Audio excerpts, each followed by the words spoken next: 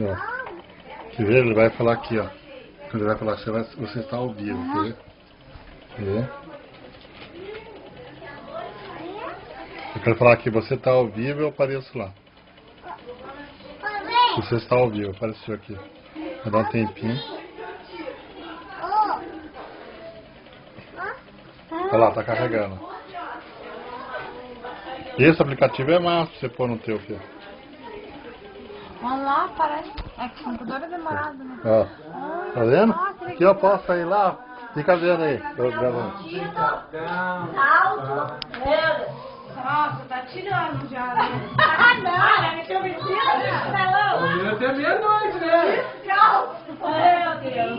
Até meia-noite. Cedo vai ser agora. Eu não tenho Ô, filha, já vai treinando, né? Saltinho, pá. Vai treinando, né? Vai querer superando, né? Eu vou dar com uma bola, mãe. Tá vendo aí? Tá fazendo eterno agora. Ah, não, ele tá gravando, ele dá um retardo assim dos 10 minutos. Daí aqui, ó. Não faz nada ainda que eu tô querendo mudar. Eu quero Aham. Ele vai ao vivo aqui, mas é que a internet essas horas é lenta. Nossa, mãe, dá pra dar o convite que Aí fica olhando pra você ver, deixa ele dar um tempinho. Só pra você ter uma noção.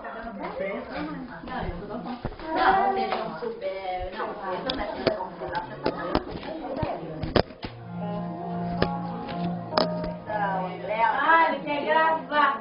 Então vamos Divaldo, mentiroso. Sabe o que pode me dar? Tem um salão lá perto de casa, tô tentando. Divaldo, catingueiro. Me dá comigo, né? Não, só sei que eu quero que ele dê um violão. Eu quero isso. Não. Os dois, né? Os dois, três. Eita, aquele, sei lá, né? Pode juntar os três para dar violão? Três, tipo, três. Três?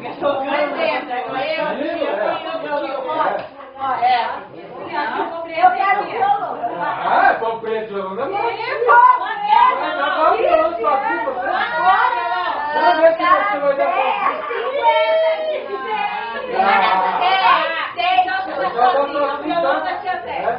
Você vai dar, tia? Já que ela tá chamando os outros de O violão, viu?